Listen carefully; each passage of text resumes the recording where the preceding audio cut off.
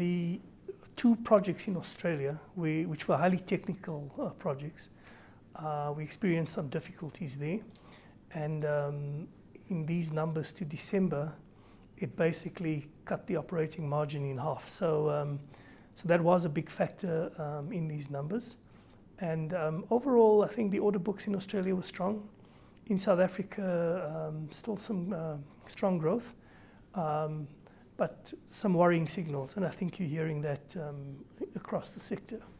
Let's take a look at the domestic market. You had marginally higher profits, albeit from a lower revenue base, operating profit of 253 million rand. Revenue was almost 5 billion rand. Going forward, in light of the fact that we have stiff domestic competition and we know that margins are under severe pressure, what are you going to be doing to manage your margins in the next 6 months and going forward? Well, if you look at the order book for South African construction, it's up to about 9 billion by the end of January. It's an art. Our view is the competition is quite stiff for projects. Margins are heading south.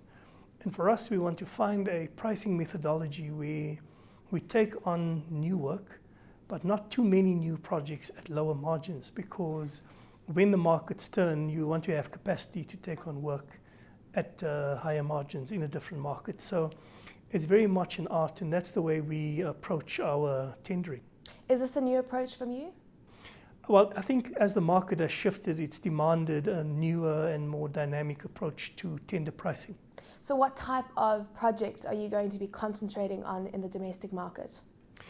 Well, our order book currently, 78% of our South African order book is private sector projects, and that largely reflects the lack of activity coming out of the public sector. Once that turns, I think we will see more public sector projects coming up for consideration. So the kinds of projects we go after are very much driven by what's available in the market, what our capacity is, and we've seen a bit of a softening in that regard.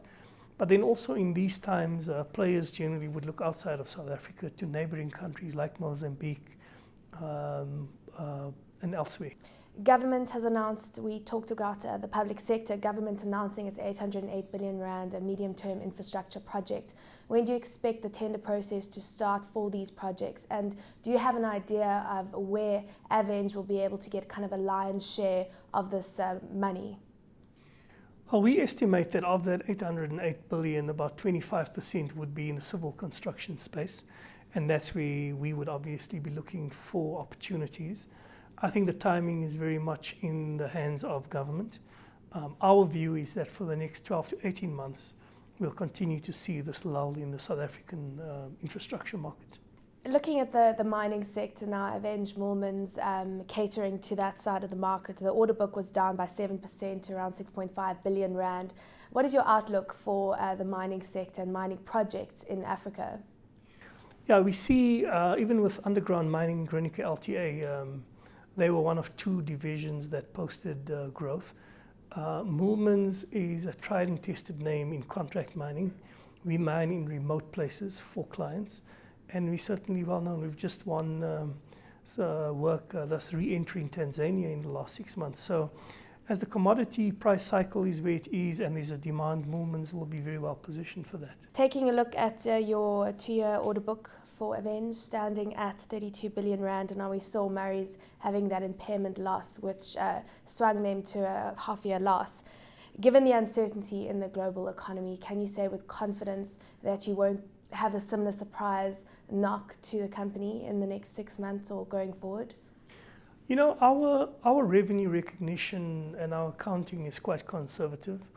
It's in the nature of these contracts that they're risky, and where you do see a problem, as we've just seen with 2 projects in Australia, you do see an impact on operating profits. So I think our exposure or the risks around what we do is more of an execution risk or in the market, etc.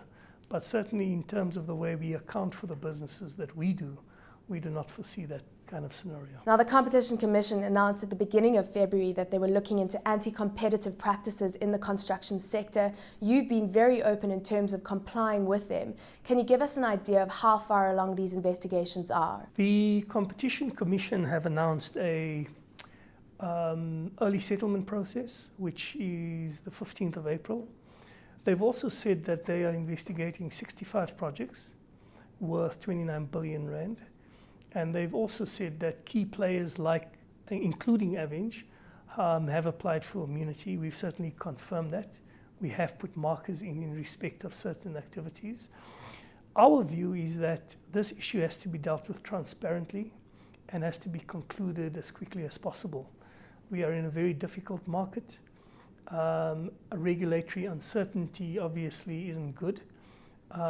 Historic anti-competitive practices, our belief is there's no place for them, not just in construction, but in the South African economy as a whole. So we're working internally to establish as much information as possible, and with the Commission. We'd certainly like to deal with this transparently and move forward once and for all. Do you have an idea of when they'll be able to, when their findings will be released? Well, after the 15th of April, I'm presuming that the Commission will then put to the various players whatever information they have, and that would then kickstart whatever settlement processes that they need to go through. The Commission have said that they hope that in a year's time all of this will be behind us, and we would certainly like to work to that goal and possibly sooner as well. Now, you mentioned that the era of anti-competitive behaviour in the South African economy as a whole is behind us. Given the fact that margins are already tight for construction companies, can the sector as a whole survive without collusion?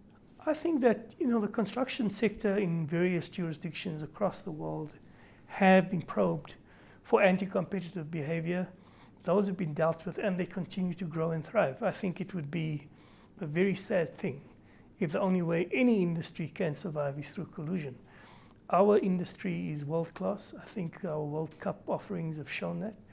And whatever we do with the Competition Commission, my view is we have to emerge with that world-class engineering capability intact to take on each other domestically and the rest of the world globally. We know that all South African construction companies are under pressure at the moment. Is this the bottom of the cycle, or do you believe the worst is yet to come? Look, I think the construction market lags the general recovery. You've seen from all of the results coming through, various industries are starting to be more confident of coming through the fog. For our industry, 2012 is a concern, and the real inflection point is going to be public sector spend. And that, I think, for industry watchers and for those of us in the industry, that is something to look out for.